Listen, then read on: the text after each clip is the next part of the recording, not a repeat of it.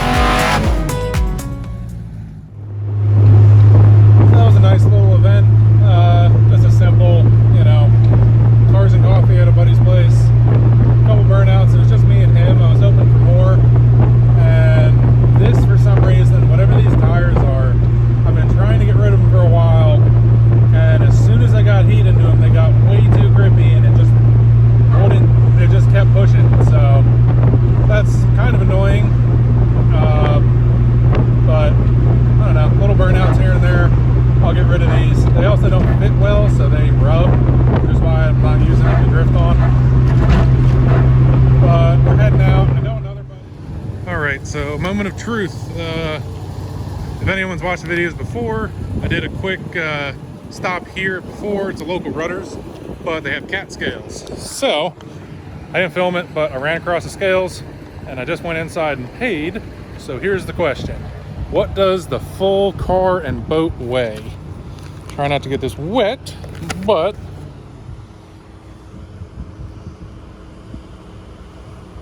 interesting. 3840.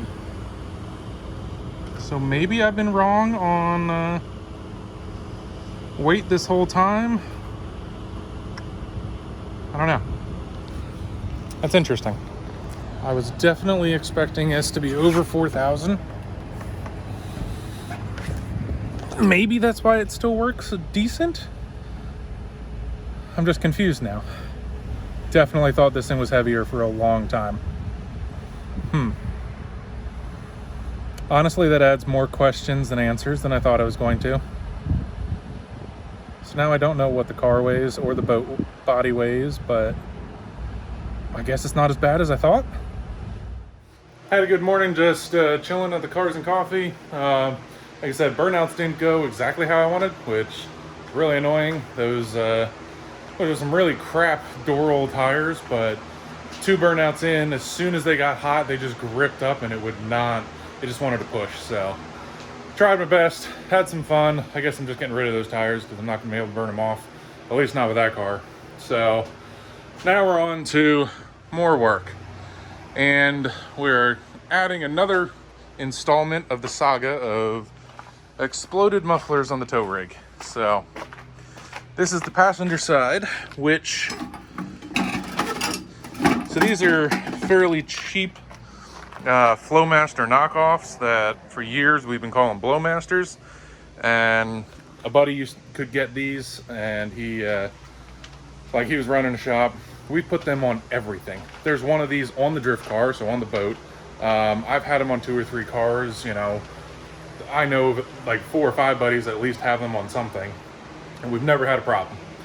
Now, I blew the passenger side exhaust apart, trying to think, last year some point, I think.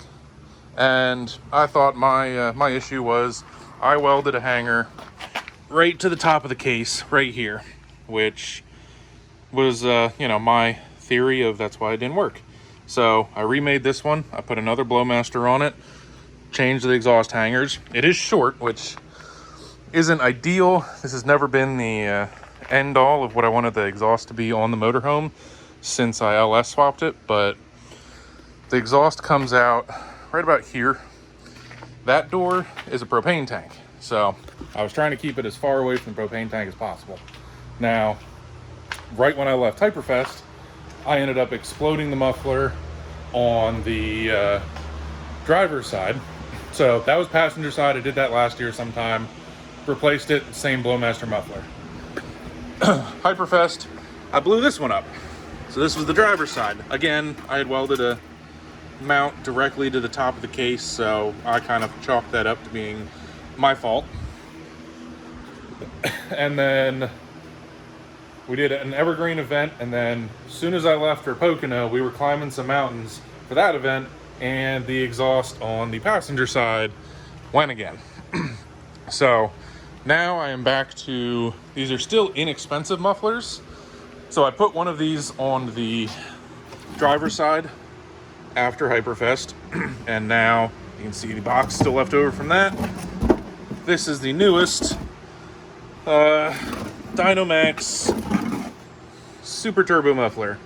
They sound about the same as what the Blowmasters did, but at least they're a name brand, and they were still like 50 bucks a piece. So they are a little shorter than these, so it kind of changed some things around a little bit. But I'm going to get that cut off, mock it back up, tack it in. My only problem is when I got here to the boat shed, I realized I took my grinder home for something I need to do at home. So I don't have a grinder, so I can't use the cutoff wheel. So I'm gonna do all of this with a Sawzall and the drill. This is at least like a little stripping tool so I can prep everything. So like I said, had a good morning doing stuff. Now it's on to actually making, you know, working on vehicles again. So I'm gonna do this quick, try and knock it out, and then the motorhome will be ready for Evergreen, which is coming up this weekend. This is going about as well as expected. Trying to get this done before I have to be somewhere else later today. And the new mufflers are a couple inches shorter. I didn't measure how much, so I can't just cut these off, weld them on. I have the other muffler underneath, kind of waiting where it needs to be. But the tailpipe piece kind of needs to be a few inches longer.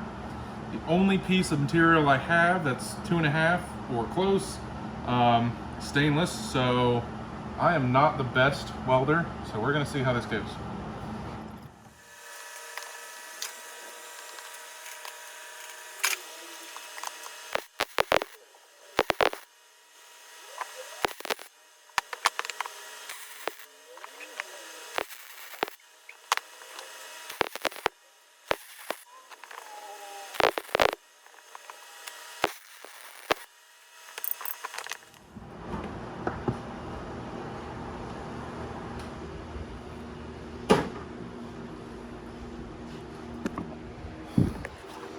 And I'm happy enough with that. Like I said, I am no welder,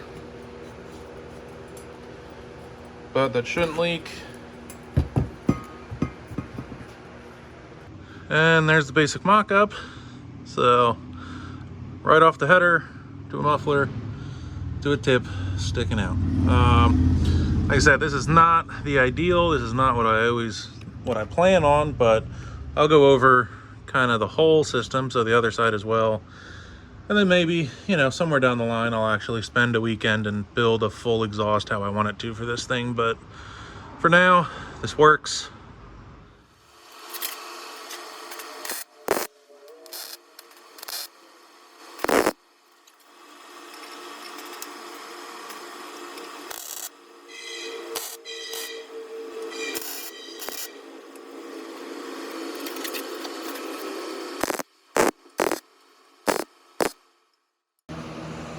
And just like that, we're all welded up, painted up, which that'll smell great once it wants to burn off, but trying to at least protect some of those rough welds.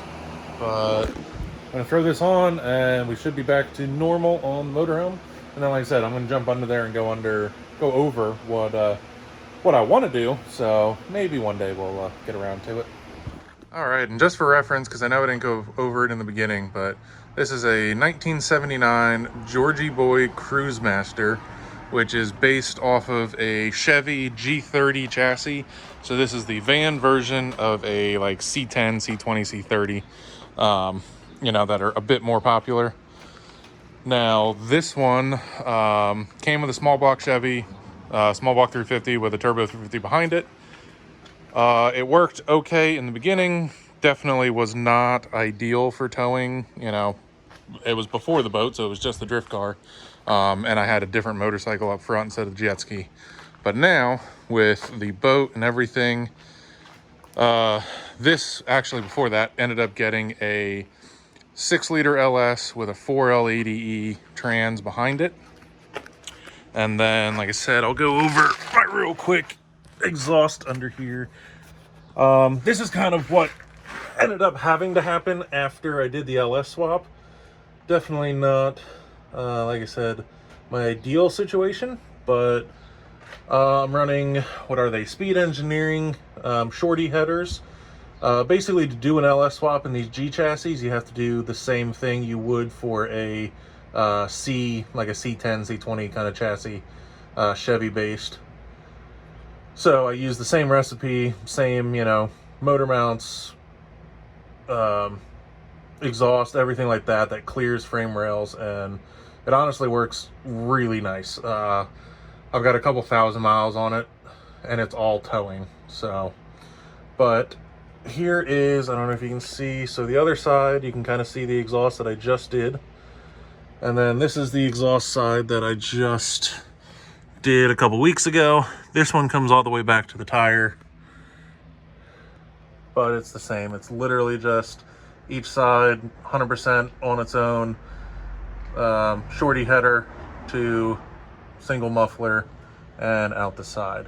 What I really want to do is more what was on this factory, which was off the headers, and then right where that cross member is, cross the passenger side over here to the driver's side, and then run duals with mufflers over here on this side. So 2 separate mufflers with at least an X pipe or an H pipe, not sure which. And then just have both tips out. I don't know how this is going. Both tips out, you know, over on this side. One that keeps all the sound on one side.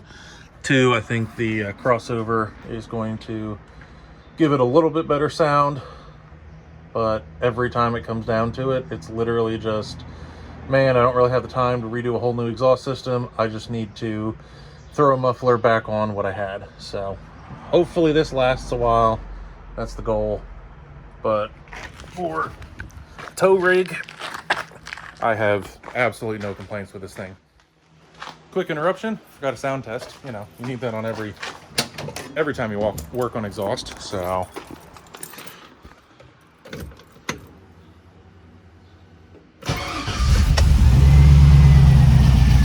it's got a nice rumble to it. Like I said, I already had one of these mufflers on, so this is nothing new. And just kind of sounds like a truck with an exhaust while you're cruising.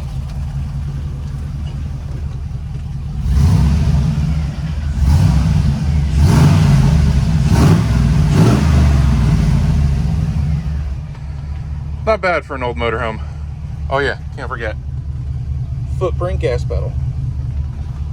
Gotta love it. Like I said, LS powered. It tows like a newer Suburban. Tows the trailer really nice. This is what we used all the way down to Hyperfest, which was a good 8-hour drive. That was 400 some miles each way.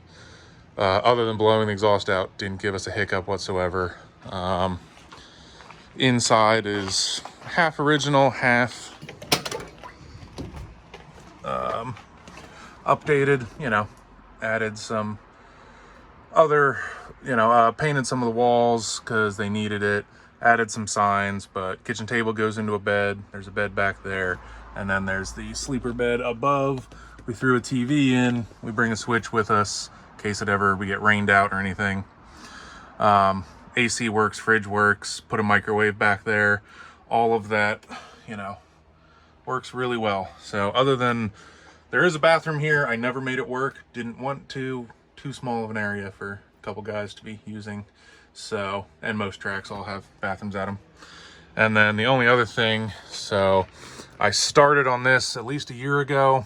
There is gauges that are now mounted. I didn't even take the protective, you know, little plastic off of them yet, but made a panel, mounted some new gauges to work with the LS. However, I have yet to find time to get back to that project and get all of them wired in. So actually none are wired in, which means I just use GPS on my phone for speedo and go with the flow. Gas gauge would be really nice to have, but I just try and estimate that off miles. It's one of those, I know most tracks I go to, I can get there and back without having to fill. And if it's a really long trip, I know, you know, I can go however many miles until it's smart to fill. And then I'll just, you know, like I said, it'd be nice to have a gas gauge so I could take some of the guesswork out. But so far, knock on wood, haven't run out of gas. But I think that's going to be it for this video. We had a nice little morning, and now got a little work done. I got stuff to do later this evening, but this coming weekend, we're back at Evergreen for another event. I don't know if I'm going to run the comp or not. I was never, you know, my goal to keep running the boat in the comp. I at least wanted to do it once and have fun, but we'll see. A bunch of people want me to. I'll probably jump back in it. And then we're just there for, you know, good, probably be hot, but it'll be a good July, you know, simple drift event. So if you want to come out and join us, Evergreen Raceway in Drums, PA, July 8th and 9th. So that's Saturday and Sunday. We're racing both days. Come out, come see me. If you want to go for a ride along, just, you know, give me a shout. and we'll try and get you in the car or the boat. All right, this is your captain out.